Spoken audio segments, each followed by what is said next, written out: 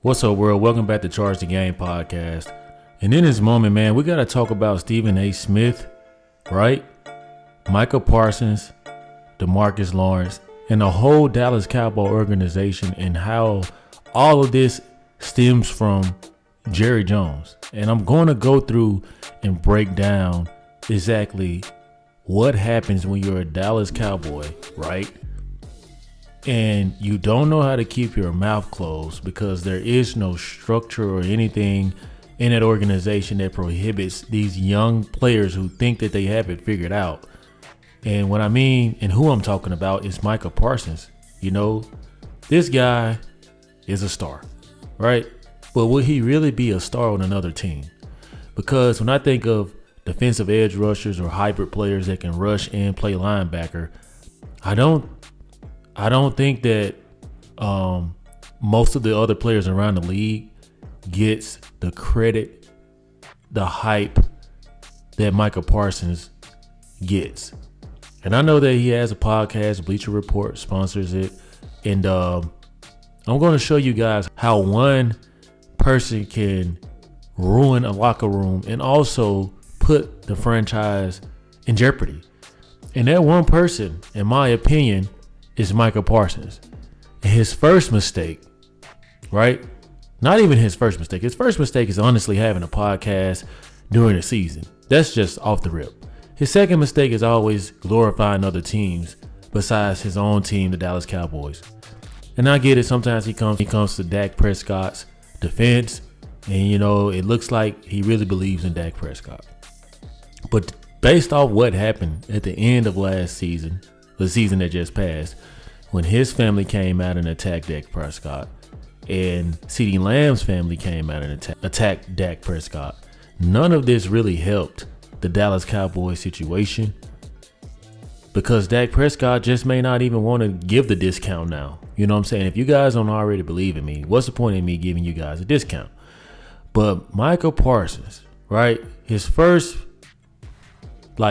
ultimate screw up was teaming up with Stephen A. Smith.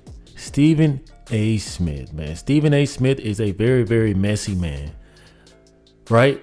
And I get it.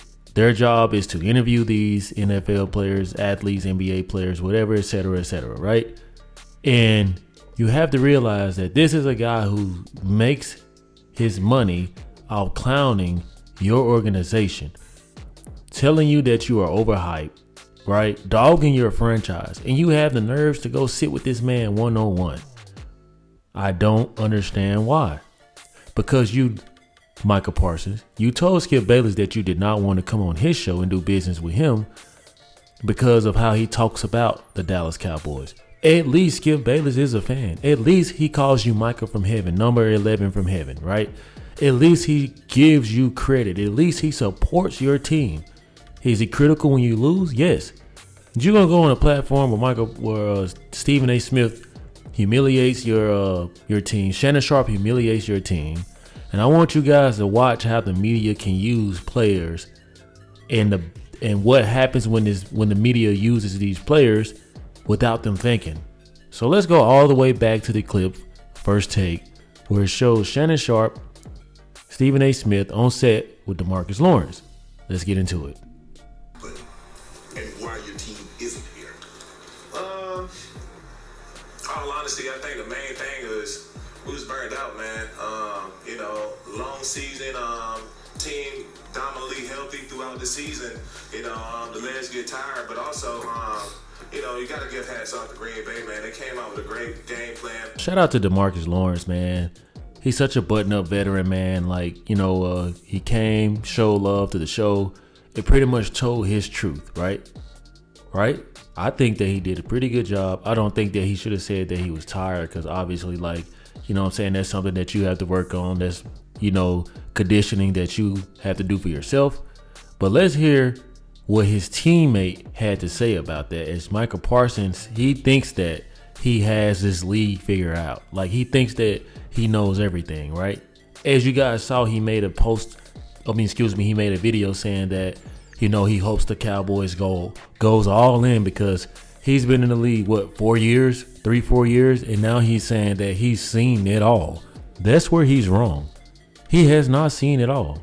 You know what I'm saying? Like, there are going to be plenty of offensive schemes that you see throughout your career that constantly keep you off guard. Don't get me wrong. Yes, I agree that teams play us like the Super Bowl. We are the Dallas Cowboys. That's where he's wrong, though. Do people really play you like the Super Bowl? No, they don't. I think that most teams don't have respect for the Cowboys because the Cowboys aren't the threat that they used to be. And this goes to show his immaturity right here by making a bold statement like that. What have you proven, Micah Parsons? What? You're overhyped, defensive hybrid linebacker position. I don't know what they want to call it. But you do not give me TJ Watt. You don't give me JJ Watt. You don't give me Myles Garrett. You don't give me Roquan Smith. Like, you don't give me these type of players like Nick Bosa, the Bosa brothers. Like, you don't give me that, because when you do, it's against shitty teams.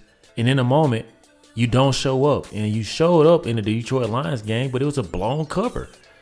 So when I'm not saying that Micah Parsons doesn't have the talent, but he definitely doesn't have the maturity to match his talent. And I think that once he aligns that with his talent, then we're going to see a different Micah Parsons. But Ed, that's not a good enough reason or excuse to say that publicly. You should never go into a game like I'm tired, like I'm ready to go home. Because that's exactly what happened, and it did happen. That's part of the culture and identity that I just feel like we're missing. Like, that's just something like I don't agree with at all. That's it. Knowing how limited and how hard it is to win in playoff game, I would never say I'm tired or I feel fatigued. Oh, I do admire the willpower, you know what I'm saying? But you know what the media is going to do, Micah Parsons. They're about to do what I'm about to show you guys. They're going to twist your story. They're going to pretty much say what you shouldn't have said. And this just simply comes from the lack of good PR coaching. And I think that Micah Parsons means good. Don't get me wrong. I think he does. But you kind of upstaging your teammate who is a veteran, who can kind of show you the kinks and outs of the NFL. And I think that when you go and say you should never say that, that's going to cause a lot of problems, man. And this is alluding to my opening monologue about how a franchise can self-destruct from the inside out. And with Micah Parsons doing these type of takes, the family coming for Dak Prescott. Don't get me wrong. I know that my Philadelphia Eagles are going through stuff, and normally a Philadelphia Eagles fan would probably enjoy the debacle of the Dallas Cowboys. But honestly, I really do like good sportsmanship, and I like the competitiveness, and I like the rivalry that we have with the Dallas Cowboys. So I'm not here to dog the Cowboys, at least not on this video, because it's not fun if the team isn't going to be upright for us to like. I want the Eagles and Cowboys to always be healthy when they face each other, because if and whatever team wins, it just feels better. And I think that with the certain things that Micah Parsons does and that he says, it can backfire in the locker room. You got to pretty much tell your quarterback that you didn't mean what your family said, knowing that if your family said it, then most likely you do mean it. Then you're probably going to have to text D-Law, give him a phone call, and probably explain like how you didn't mean it like that, because let me tell you exactly what's going to happen. The media is going to do this. Stephen A., do you remember you and I got up and I said, Stephen A., this is not going to go over very well. That's right. Having played 14 years and been in that locker room, to hear him say that, he's tired when every other team has played the same number of games that you played up until that point. And for you, all of a sudden, to you... Let me tell the audience, you got up. First of all, you challenged him on it. Then after that, you got up during commercial break and walked over to him, and you said a few words to him, and then you came to me. You said during commercial break, while we was out there freezing in Vegas, you're like, Stephen A., this ain't gonna go over well. I'm telling you right now, this ain't gonna go over well. It brings me to my next point. See what the media is doing, right? The media is making, from what it looks like, these teammates come out and pretty much disagree with one another. And I get disagreeing in privacy, but disagreeing in public, in my opinion, is pretty whack, man. I'm just gonna be honest. If I was Micah Parsons, I would have said, you know what? DeMarcus Lawrence felt that way. And maybe other teammates felt that way, but for me, I didn't feel that way. Maybe because I'm younger and I have more fresher legs. That just wasn't the case for me. I just wish we could have got over the hump as a whole team collectively. Boom, easy said and done. But when you come out here, they literally just said how they stood up after the interview and said this isn't going to go over well.